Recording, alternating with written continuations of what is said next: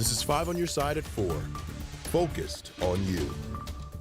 We begin with a live look outside. It is another unusually warm December day, but rain is moving in this weekend. Thanks for being here at 4. I'm Kay Quinn. And I'm Brent Solomon. You know, we're less than a week away from the start of winter, but it doesn't feel like it. Weather First Chief Meteorologist Scott Connell joining us now. Scott, will the rain bring us some cooler temps? You know, eventually it does, especially by Monday. By then, the rain's long gone.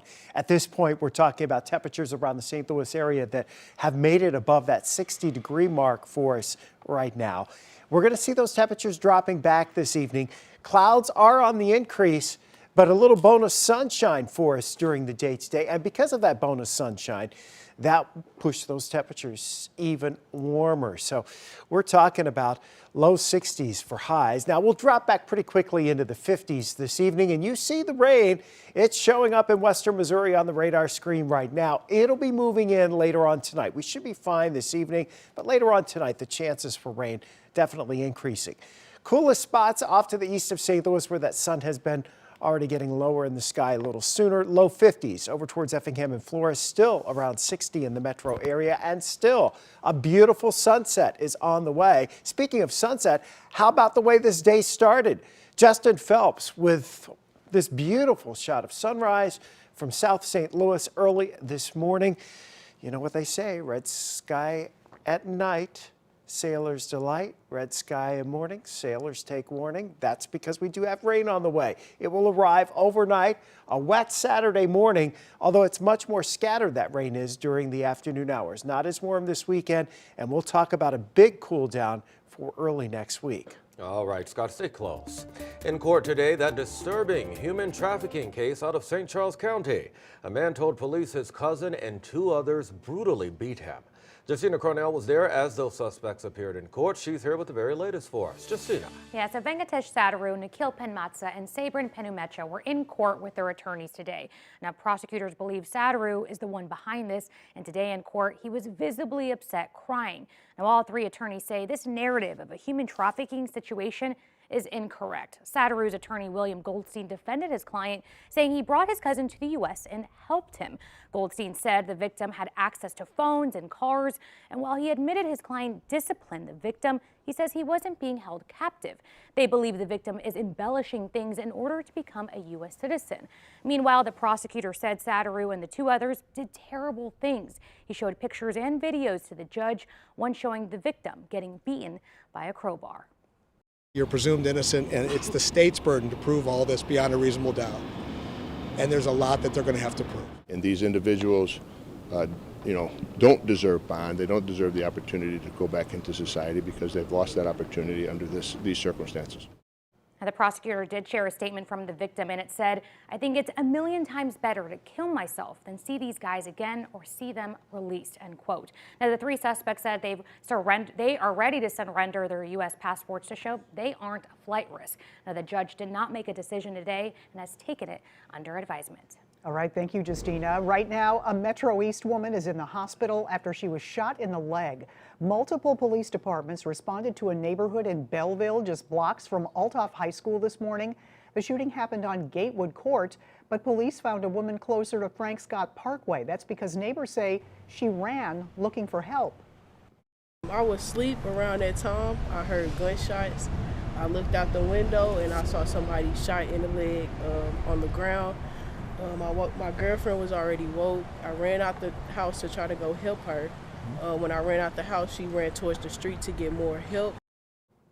Police believe the shooting stemmed from a domestic incident. They found the suspect inside the home where the shooting took place. He is now in custody. Today, 4 people are in custody for an armed robbery at a Best Buy in Glen Carbon. Police say the suspect stole from the store by pointing a gun at workers there before taking off. 2 of them were under the age of 18. The other 2 have been identified. They are Angel Crosby and Jakiah McCoy. Police believe they are responsible for other crimes throughout the Metro East. The U.S. now urges Israel to cut back on its large-scale ground campaign in Gaza. This comes as IDF confirms they accidentally killed 3 Israeli hostages.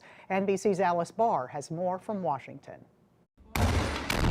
Amid an unrelenting assault on the Gaza Strip, the Biden administration is growing more direct in trying to sway Israel's approach to rooting out Hamas. Two U.S. officials telling NBC News the administration has told the Israeli government it wants it to end its large-scale ground campaign in Gaza and move to a new phase centered on targeted airstrikes and raids. National Security Advisor Jake Sullivan meeting today with the Palestinian Authority president after talks with Israeli officials. There will be a transition to another phase of this war, one that is focused in more precise ways on targeting the leadership and on intelligence-driven operations. President Biden weighed in Thursday after rebuking Israel's, quote, indiscriminate bombing in Gaza. I want them to be focused on how to save civilian lives, not stop going after Hamas, but be more careful. Israel has been dropping leaflets warning of strike zones and insists it's doing all it can to protect civilians. The parents of a 7-year-old Palestinian girl told NBC News she was killed by a bomb fragment while sleeping in a tent in Rafah near the Egyptian border after Israeli warnings to flee the city of Khan Yunis. Of the 29,000 bombs Israel has dropped on Gaza since the October 7th Hamas terror attack, nearly half have been unguided and less precise dumb bombs.